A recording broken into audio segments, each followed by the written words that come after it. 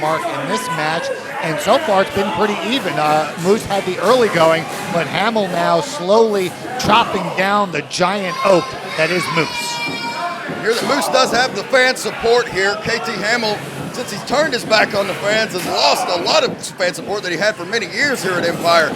But they are very familiar with Moose from his appearance on Ring of Honor television, on Destination America, as well as the Sinclair Broadcasting Network. Right, and Moose does hold victories over many big Ring of Honor stars, Mark Briscoe, ACH, Tommaso Ciampa, so slowly building his resume and becoming a force to be reckoned with in Ring of Honor and in professional wrestling as a whole. He does have a unique presence and energy about him. It's quite electric, it's quite infectious, and crowds often get behind him. Beautiful dragon screw leg whip there by KT Hamill, right back to the half crab. Focusing his attack on that leg of Moose. Smart wrestling by KT Hamill because, I guess he feels when he saw the first round matchups, he probably felt like, well, what did I do to have to face someone like that much bigger than me? So really wanting to prove that he belongs in this tournament, and the best way to do that is to beat Moose, but Moose smartly grabs onto the ropes, forcing Graham Long to make it count. Hamill's got to break that hold. And that's one of an undocumented facts about the size advantage that Moose has. Normally, you get a guy in the middle of the ring like that and apply the crab, he's not going to be able to reach the ropes. But Moose so big and so massive, those tree trunk-like arms, was able to reach out and grab the ropes with ease, even though he was fairly well in the center of the ring.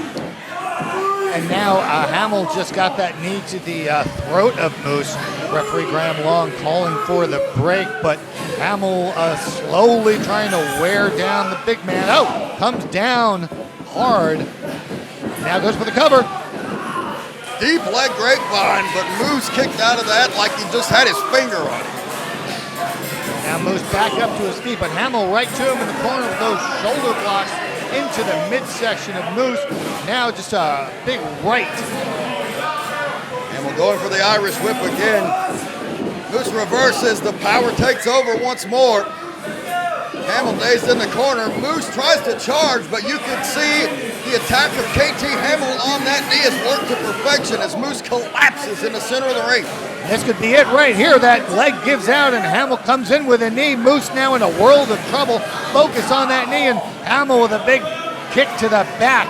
But he needs to take advantage of this. Don't quit worrying about the crowd. Quit mocking Moose and just get down and get him. Take him out. Hamill with those martial arts kicks that I mentioned before. And now hooking Moose. He's got something in mind here. Looks like he's going for a standard vertical suplex. Moose just too much humanity to do that to KT Hamill being a guy that size. And Moose with a reversal. Hamill developed a little bit of a Napoleon complex in this match. He's been trying to out-Moose this whole time, and that hasn't worked. Yet anytime he goes for the attacks to the leg, it's worked fine, but anytime he's tried to max power with Moose, it's failed miserably. Not a good strategy at this juncture of the match for Hamill, and now allowing Moose to get back up to his feet. Headbutt. Brutal headbutt. You could hear the skulls clacking, and again, KT Hamill might have lost some teeth on that exchange. Now the crowd cheering for Moose. Moose getting back and charges into the corner. Oh! Full head of steam into the turnbuckle, and again. And now off the ropes he goes for the clothesline. Hamill ducks off the ropes. Moose catches him and clotheslines him inside out. 360-degree rotation. Just a vicious maneuver by Moose after tossing Hamill up in the air, and then when Hamill landed on his feet, he timed it perfectly and darn near took his head off. Moose still feeling the effects of KT Hamill's assault on that knee, but it's not deterring him at the moment. Now the fans again getting behind Moose, chanting for him. Moose now feeling it. He's getting ready, waiting for Hamill, and in he comes. Oh, Hamill rolls out of the way. Moose hits hard on his shoulder. Hamill comes across with an elbow. Charges back in. High knee to the face. As we reach the 10-minute mark in this matchup, KT Hamill is taking control back over. Hamill comes in from the side. Oh, drop kick to the arm and shoulder of Moose. Now going for the cover. Moose Moose kicked out, but he had a little bit of trouble there, and I think that was the first time we've seen him really in danger in this matchup. Yeah, but now look at this smart move on the part of Moose to roll out of the ring, realizing that how much trouble he was in and how close he just came to losing the first round matchup. I think a lot of fans have picked Moose to not only advance, but perhaps to win this thing, and all of a sudden they might have trouble just advancing out of the first round. KT Hamill going for a Hurricane Rana from inside the ring to the outside. Bad move! Moose powerbombs him on the hardest part of the ring apron. Wow, incredible strength shown by the former football player Moose as he was able to catch Hamill when Hamill went for that Rana and held on, lifted him up, and slammed him onto the apron. Hamill still out on the floor. Moose could take a count-out victory here. We saw Hamill with a smart move when Moose telegraphed the spear. Of course, his football background, how else is he going to put people away? He mows them right over. Hamill knew it was coming and got out of the way. He turned the tide momentarily, but he made the crucial mistake going for that Rana on the outside, and he could not overpower Moose. Yeah, Moose not the only football player in this tournament. We will see Gunnar Miller in action later. And what would happen if the two of them had to face one another in the second round? You'd have football player versus football player, perhaps a battle of the spears.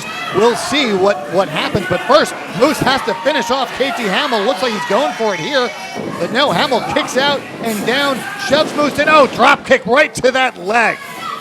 Amazing effort by KT Hamill. You can say a lot about his attitude, his demeanor, but he has really come to fight in this tournament. He's going to the top with a dragon drop, an elbow drop, but no, out of the way.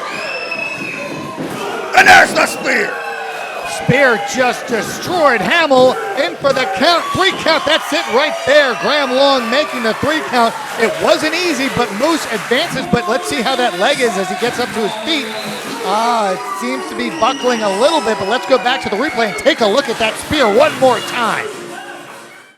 Pure adjunct power on display. Spear takes KT Hamill out, knocks him out cold enough for Moose to get the pinfall. Your winner, 12 minutes, 17 seconds, advancing to the next round, Moose.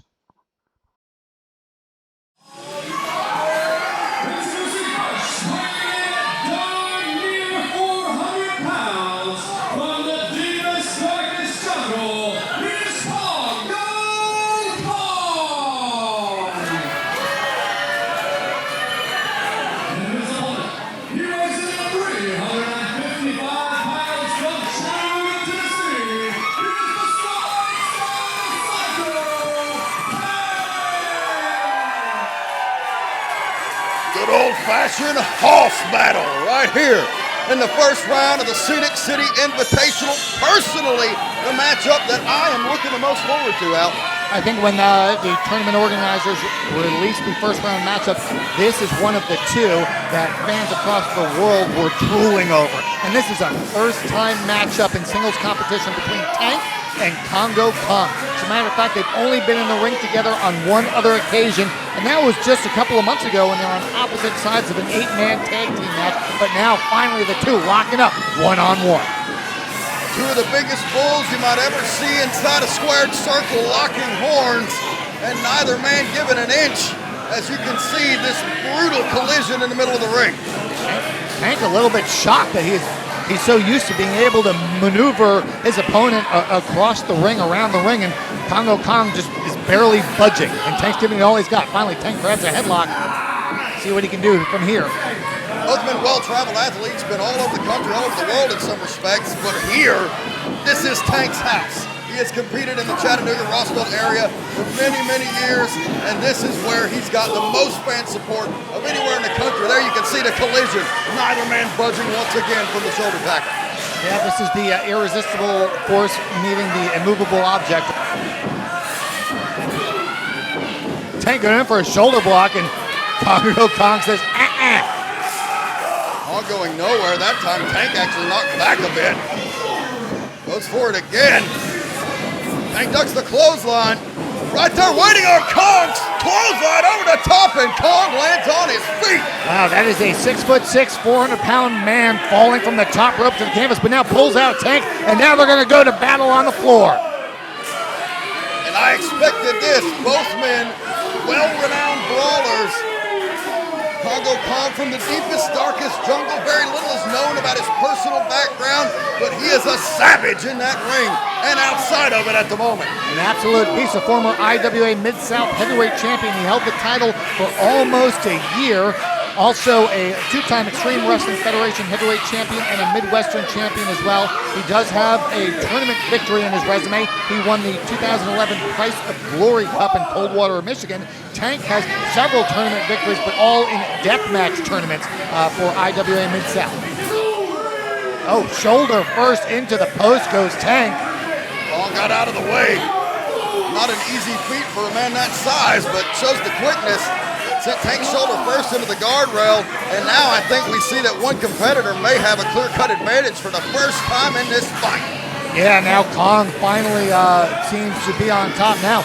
Sets Tanks up and goes for a drop kick off the ropes. Impressive move for a man of that size, and Tank now in big trouble in the very early goings of this match as referee Chris Wiggins only gets the 2 count. You can imagine the force coming behind a drop kick from a 400-pound man. I can't, and I'm pretty good at math, and I don't even know how to do those equations to figure out the actual impact of that. But talking about Tank's tournament resume earlier, he won the IWA Deep South Carnage Cup in 2005. Also won the PWE Southern Heritage Invatational that same year. He participated in the King of the Deathmatch tournament from 2004 to 2009 every year, but he also competed in the Revolution Strong Style tournament as well as the Ted Petty Invitational, one of very few men to compete in all 3 of those tournaments, which each honor a different style of wrestling. Tank adept at many styles of wrestling, known as a deathmatch guy and a brawler, but certainly brings so much more to the table. None of that helping him here, as Congo Kong still maintains control, going back to that nerve hold. Very simple but excruciatingly painful maneuver. Absolutely, you can have all that experience on paper you want, but that's not going to help you with a guy that weighs 400 pounds, or pardon me, darn near 400 pounds, which I believe was the official readout on our scale in the dressing room. I think anybody was going to argue with Congo Kong. I'm sure not. But I tell you now, Tank, both you and I know Tank very well. We, at different times, both managed him in ring competition. You as when he was part of the Devil's Rejects, and me when he was in a tag team with Bulldog Reigns, and they were tag team champions in Anarchy. He's also, Wildside. He's also an Anarchy heavyweight champion and a former NWA Chattanooga Southeastern champion, coming off with those clotheslines, but he still is unable to take Kong down. Oh! He rocked Kong a time or 2, but Kong met him in the middle with a full body splash, just using all of his weight to mow Tank down. And if you've seen his history, if you're familiar with Tank, nobody mows him down.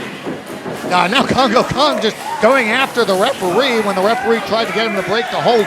Kong's resume is impressive. He holds victories in singles competition over Chris Hero, Davey Richards, Vampiro, Sabu, and even Shockwave the Robot. If you can beat an inhuman competitor, He beat a robot. the sky's the limit. Unbelievable. And Tank's resume, very impressive too, holds victories over some of the most well-known hardcore wrestlers around. Ian Rotten, Bull Payne, and the Necro Butcher, who was featured, of course, in the movie The Wrestler. Man's getting behind Tank. He is trying to figure a way out of this massive humanity that Congo Kong has presented. Almost a half a ton in the ring here in this contest. These are the 2 heaviest men in the tournament. Kong is the tallest man in the tournament, and they are both 2 of the most experienced wrestlers in the tournament. Tank debuted in 1997, and according to my records, Congo Kong has been wrestling since 1998. Tank showing that experience at work there. The arm would have gone down the 3rd time. However, Tank used his free hand to support the falling arm in that submission and saved himself. And now Tank with a clothesline, taking Congo Kong off his feet for the first time in this match. Finally took him down, now unrolling the tape around his wrist and just choking the big man with it. Referee Chris Wiggins with a little bit of leeway, but counting to 5 to break up that illegal move, and Kong still, though, able to fight it off. Not only Tank, a former client, but one of my best friends for over 20 years, so it's very hard to be unbiased in that matchup. That's what we're here to do, and Congo Kong is one impressive specimen. Going for the slam here. Kong has been around for a while, but really hadn't made a name for himself till recently with his heavyweight run in the IWA Mid-South. Also wrestles frequently for Juggalo Championship Wrestling, and recently had some opportunities with Global Force Wrestling. So finally, I guess you can call him a late bloomer, but finally making a name for himself, and certainly winning a tournament like this would be a feather in the cap of Congo Kong and of Tank. The forearm shot, chop combination in the corner, but Kong meets him as he charges with a huge boot to the face. Now Congo Kong going up to the top here. Scarily enough, this is not unfamiliar territory for him. He can do some amazing things for a man of his size. I don't know what he's going for here. It looks like he's trying to find his balance, though, and this is allowing Tank the time to get back, to get his bearings back. Finally, Kong going back in, and Tank able to run to him and give him a couple of blows, knocking Kong unsteady a little bit on that second rope. Now, oh no, is Tank going up there too? That's a lot of weight in the high rent district. I hope the ring supports it. Headbutt to the face, make it 2. Tank now. Oh my God, he's going for a suplex off the second rope. Takes the big man down. Unbelievable, fans clapping as their hero, their favorite, the local boy Tank, just suplexed a 400-pound man off the second rope. Thankfully, the Empire Ring crew prepared for this type of impact and action. They reinforced the ring ahead of time so it didn't collapse in matches like this. I'm just stunned at the things these two men can do. Now both men back up to their feet, trading some forearm blows back and forth. Now it's just become a battle of attrition as both these men have really taken a lot of punishment from the other. Now whipping Kong across, Tank coming charging in, nobody home. Out of the way, Kong comes back. I have never seen Tank knocked down like that. In 20 years, I've never seen a man take him down with that much force, and now Kong is climbing to the top. What is he doing? Oh my goodness, just came off the top rope with an incredible splash about 2/3 of the way across the ring, and that does it. The crowd here, half of them are stunned, half of them are cheering, but an impressive performance by Congo Kong, just defeating a 355-pound man and tossing him around like a rag doll. Let's take a look at this splash one more time, Dan. Congo Kong, 400 pounds on top of the body of the strong style Psycho Tank. What an impressive fight, but Congo Kong is going to round 2. This was the first, weighing in 205 pounds from West Alexandria, Ohio, Jason Collins.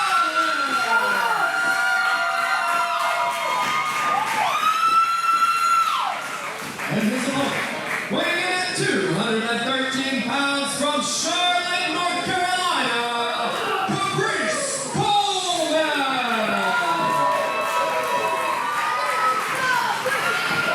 The 5th first-round matchup of the Scenic City Invatational. Caprice Ice Coleman taking on a man having a homecoming of his own here at Empire, Jason Collins. Collins, primarily known as a tag team wrestler, has teamed with his brother Brandon. Together they are known as the Brothers Fusion. But just to give you an idea of the type of wrestler Collins is, I'll tell you this. In 2014, he won a one-night 8-man tournament called the Pure Wrestling Classic. And in one night, he defeated Corey Hollis, Sean Tempers, and Kyle Matthews. And this is a tournament where all of the ropes were removed except for the bottom rope, so it was all about catch-as-catch-can scientific wrestling. Jason Collins is a guy who has had a tremendous transformation over the last few years. He went from a guy, very cocky, arrogant young kid, and he's still certainly got an attitude about him, but he's been under the mentorship and the wing of David Young over the last few years, and you can really see this man has started taking his craft seriously, and he's going to have to in the ring with an opponent the caliber of Caprice Coleman. Caprice Coleman, the longest tenured pro in this tournament, having debuted in 1996 and was trained by Matt and Jeff Hardy.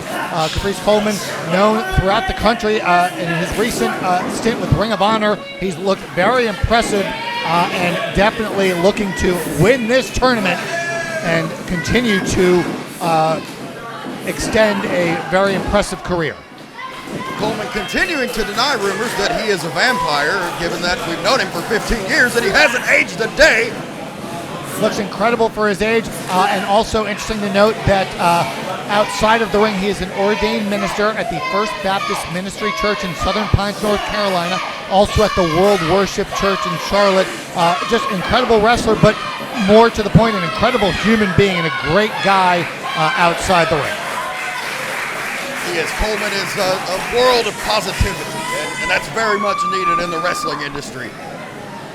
Without a doubt, he also holds victories in singles competition over Cedric Alexander, of course his former tag team partner, but also B.J. Whitmer and Tony Mamaluke, former Wildside Junior Heavyweight Champion, former two-time Wildside TV Champion, former Anarchy TV Champion, and the current and reigning AML Wrestling out of Winston-Salem, Greensboro, North Carolina, heavyweight champion, having won a four-way match in May of this year to become the first AML Wrestling champion.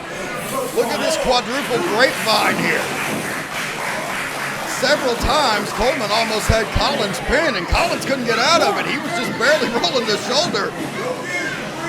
But Collins able to get out of it. Coleman just kept at it, kept going to the well. Collins able to get out and finally spills outside the ring to get a little break. See, Collins has his support here. Collar and elbow in the center of the ring. Coleman takes the arm with the arm wringer. Collins looking for a way out, tries to roll through, reverse the momentum, takes it back over with an arm wringer of his own. Collins now holding on to that. Caprice, looks like Caprice is mentally going through his arsenal of reversals, trying to figure out how to get out of this. Well, that's one way to do it. People have often accused professional wrestlers of overthinking things. Caprice Coleman finding the easiest route right there with the ropes. And Jason Collins goes back to the collar and elbow. Both men in the center of the ring. Coleman again takes the arm. Down to a hammerlock. Nicely executed. Collins with a nice reversal. Another reversal by Coleman. Reversal by Collins into a standing switch. Hammerlock reversal by Coleman and another. Very impressive back and forth display by both men. You can tell they've each scouted the other and clearly know their wrestling holds and counters. Oh, there we go. There's the first sort of shot fired of this match, and it was done by Collins. Well, sometimes all the catches can wrestling in the world can't beat a punch to the face. And Jason Collins is throwing his the honor and respect out the window there and just clocking Caprice Coleman.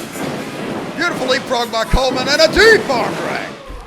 And another one by Coleman, and sends Collins flying across the ring. Goes for a hip toss, but no, now goes behind, and Collins fights him off with an elbow. Textbook drop kick by Caprice Coleman. Lateral press. Forearm across the face, but a 2 count only. We're just passing the halfway point of the first round of this tournament. Just to recap, so far advancing is Corey Hollis, Ace Rockwell, Moose, and Congo Khan. The second round matchups will be determined shortly, but right now both Caprice Coleman and Jason Collins looking to become the fifth man to make it to the second round of this two-night 16-man tournament. Coleman unsuccessful in a pinfall attempt after a leg drop with a lot of elevation. And Coleman in another life could have probably been a basketball player. He's got about an 8-foot vertical. Now he's just raining down blows on Collins in the corner as we pass the 5-minute mark. Charging in, Collins though tosses him up and over the ropes. Now forearm shot sends Coleman reeling and down to the floor. You could really see by the look on Caprice's face that Collins rang his bell with that forearm shot. And now Collins showing no mercy on the outside, continuing the attack. He knows it would be an upset for him to beat Caprice Coleman tonight, and he knows that he can make his name at Coleman's expense if he does it just right. Oh, Coleman though swings around the ring post. Takes down Collins. But the thing about a man with the athletic ability of Caprice Coleman is he can turn almost any spot into a weapon, into a point of reversal or a way to elevate himself. This match so far has been a battle of counters and reversals. Each man seems to be almost one step ahead of their opponent at every stretch. Oh, now here, just some old-fashioned punches to the midsection by Coleman, a little Muhammad Ali there, perhaps.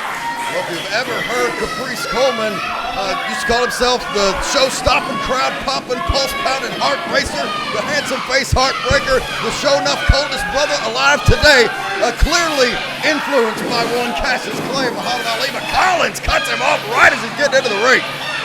Dropped him neck first over that top rope, now pulling him back into the ring, going for a cover here.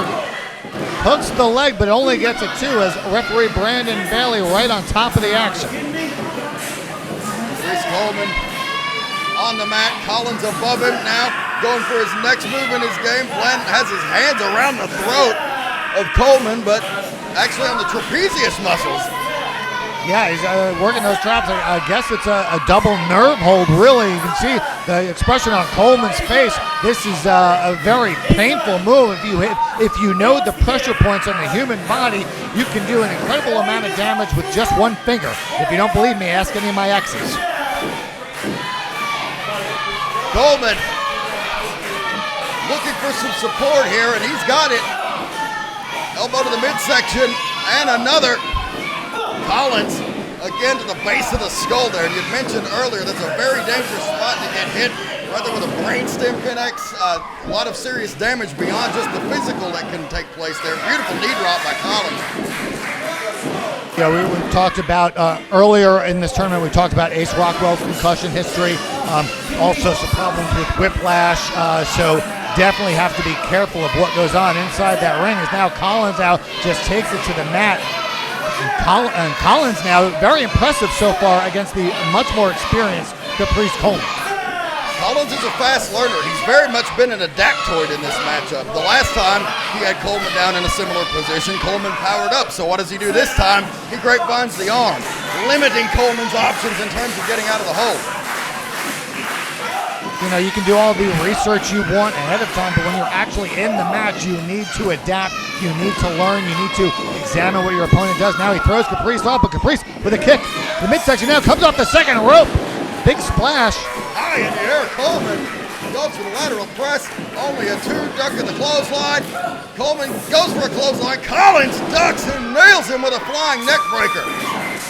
Beautiful move by Collins, only gets a 2. I thought that was it right there. We almost had a big upset. Collins now arguing with referee Brandon Bailey. Collins getting frustrated, and that's something he doesn't need to do here if he thinks he's going to pull out a victory over Caprice Coleman. With Coleman seasoning, he knows to bide his time. He knows when to strike, when the moment is opportune. Collins cannot get overzealous here, or he is going to be looking at the lights. Now it looks like he's getting awfully cocky now all of a sudden. Feeling good about himself. Now a big forearm blow to Caprice. Gonna whip him across into the corner. Gave it everything he had. The force of that actually took Collins down, but also did quite a number on Coleman now. Double underhook. And a bridge, but Coleman still kicks out. I believe Collins told me he knew 73 different variations of the suplex. When I talked to him earlier today, we've already seen a couple. I don't think we're going to see all 73, but let's see how many we get. Uh-oh, big chop by Coleman. 10 minutes gone by in this match. Both men now struggling to stay up on their feet. Another chop by Caprice. There's been a great back and forth contest. It's really hard to pick someone who's had the advantage. I'd give it maybe a slight edge to Collins at this point in the matchup as far as total time and control, but it's been very, very close. A neck-and-neck battle here, and it's anybody's fight still. Yeah, and I don't think anyone expected it to be this close. Oh, beautiful move by Collins. He just had Coleman draped over that second rope and just came in, and the full weight of his body came crashing down on the back of Coleman and also forcing that neck. Oh, but Coleman, look at that! The arrogance of Collins on display. Too busy prancing around the outside and showboating against an opponent like Coleman. You're always going to pay the price. Coleman, beautiful head scissors from in the ring to the outside in one fluid maneuver. Incredible, and again, talk about adapting and being aware of where your opponent is and what you can do to get out of it. That's a prime example of it right there. But now just exchanging blows on the floor as the referee counting inside the ring. Finally, Coleman tosses Collins back into the ring, and now looks like he's going to go uptown. Caprice Coleman on the top rope. Collins meets him and brings him right down into a waiting knee to the face. There you see another one of those suplexes, big belly to belly. Coleman's foot may be under the bottom rope, but he manages to kick out regardless. The belly to belly, the calling card of such wrestling notables as Magnum TA and Shane Douglas, and Collins almost used it to steal a win here as well. Another one of those moves you might call a simple maneuver, but it's so effective in that the whip of the move, just the way you slam them down, knocks the air completely out of the opponent just for a brief period of time, oftentimes 3 seconds or more. Yeah, all you need is that 3-second window to have your opponent disoriented, and now Coleman slowly getting back up to his feet, and here's Collins, greets him with a punch. Oh, but Coleman fights back. Both men showing the effects of this contest, but they're still bringing the fight back and forth in the center of the ring. Collins with a knee, Coleman with a beautiful roundhouse spinning kick to the face, and both men down in the middle of the ring. Incredible timing there by Coleman to land that kick, but the damage has been done on both men as both men slow to get back up. Referee counting both men down. They've got a 10 count to get up. Coleman, you can see in his face, Coleman very disoriented, doesn't know where he is. Collins needs to take advantage of that. I don't know if he's physically capable. Big clothesline by Caprice Coleman. Jason Collins getting rocked and bounced around like a pinball to boot. Coleman with those jabs goes for the big one, but Collins ducked it. And a thrust to the chest, almost Kung Fu Theater style. A little Bruce Lee there from Caprice. Oh, but runs into a kick from Collins. Now Collins up to the second rope. Oh, Caprice with a running rana off the second rope. Takes Collins down, goes for the cover. 1, 2. Oh, Collins kicks out. Those superhuman athleticism on display by Caprice Coleman. Still not enough to put down Jason Collins. He has come to fight. Now, will this youngster be able to create another opportunity for himself, or is this match Coleman's to win? Well, it looks like Collins going to be the first one up to his... No, I'm sorry, Coleman up to his feet first. Heads into the corner now. Going to whip Collins across. Collins with the reversal. Caprice, though, up and over, and from behind, rolls him up. Only a 2. Coleman with a reverse cradle there. Nope, only a 2 again. Collins now breaks that up with a punch to the face. Gonna send Coleman across into the ropes. Coleman holds on. Nasty elbow to the face by Coleman. Goes for the springboard. Hurricane Rana yet again. Beautiful move by Coleman, but again, he cannot put Jason Collins away. Had a lot of personal issues with Collins over the years. Back to my managing days, he was quite a thorn in the side of the Devil's Rejects here at Empire. He went away for a long